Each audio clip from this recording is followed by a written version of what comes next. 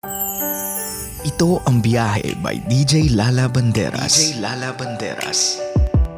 Kasama nyo pa din, my name is DJ Lala para sa ating programang Biyahe, ang programang sakto, klaro, diretso. At eto na nga, sisimulan na natin ang ating hashtag Biyahe ng isang ina. Unang stop ay para sa mga single moms out there. Mga babaeng minsang nagmahal, binigay lahat, akala paninindigan, tapos iniwan. Nako, tong mga lalaking to, mga bahagang buntot, anak ng anak, hindi naman pala kayang buhayin. Nako, but you guys are for some other day. Nako, lagot kayo sa akin.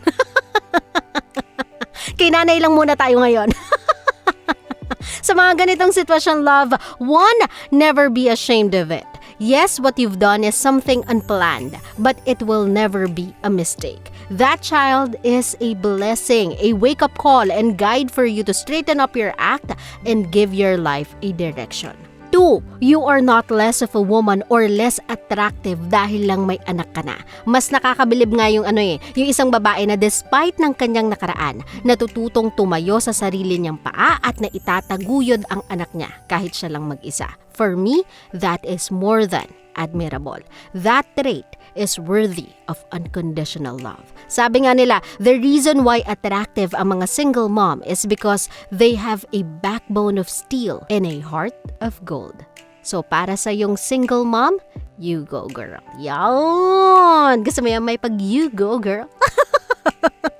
Second stop ng ating hashtag Biyahe ng isang ina ay para naman sa mga kabisyo nating nanay na hindi man babae ng isinilang at di man biniyayaan ng matres para magsilang, kayang magpakananay at tatay na rin into one. Sa totoo lang, I've always loved back then to be one of the anak-anakan, quote-unquote, ng isang gay. Kasi grabe sila magmahal grabe sila magprotekta at super sila mag-support as in super. Kaya naman kapag nakakabasa ako ng articles or stories ng gay parents and their child, natutuwa ako para sa bata. Kasi alam kong that kid will grow up in a household full of pure love. So you see, my love, I am pro-love and parenthood knows no gender. As long as you're putting the needs of your child ahead of everything else, then you are one indestructible parent indeed.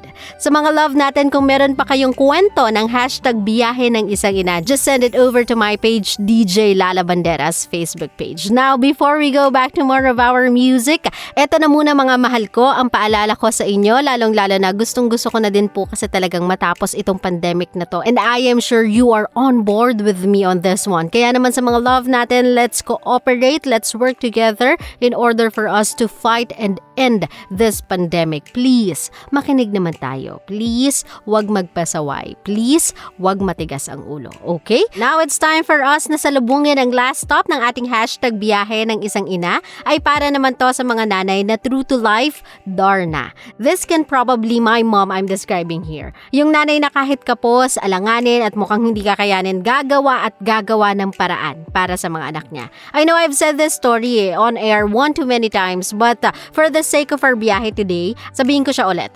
Back then kasi nung nag-aaral kami ni Kuya sa isang private school, maganda yung eskwelahan kaya ayaw bitawan ni Mama. Mahal yung tuition. I can clearly remember her going sa cashier's office every quarterly exam para kumuha ng waiver, makapag-exam lang kami ni Kuya. Kasi hindi pa kaya ibayad yung tuition fee ng buo Tapos talagang maglalako siya ng pwedeng ilako like Tupperware, sizzling pan, stuffed toy para lang mabuo yung kailangan na pera, mabayaran lang namin yung tuition namin. That love is what you call malupet. As in malupet.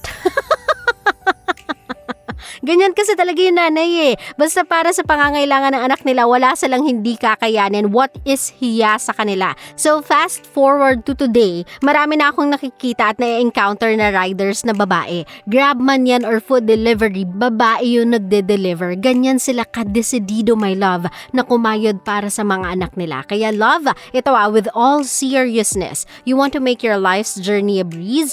Listen to your mother. Because life doesn't come with a manual. It comes with a mother.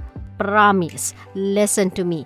Guaranteed. Makinig ka lang sa nanay mo and your life will be a breeze. Totoo yan. Nako, sa mga love natin, pwede pa rin natin idiretso ang usapang ito over at my Facebook page, DJ Lala Banderas. Kasama niyo pa rin si DJ Lala ng 90.7 Lover Radio. GB lang, walang hate, puro love lang. Always your number one. SM Radio Station. Love Radio. Love, kung natuwa ka sa aming video, i-click mo na yung subscribe button at yung notification bell para naman notified ka sa mga bago naming videos.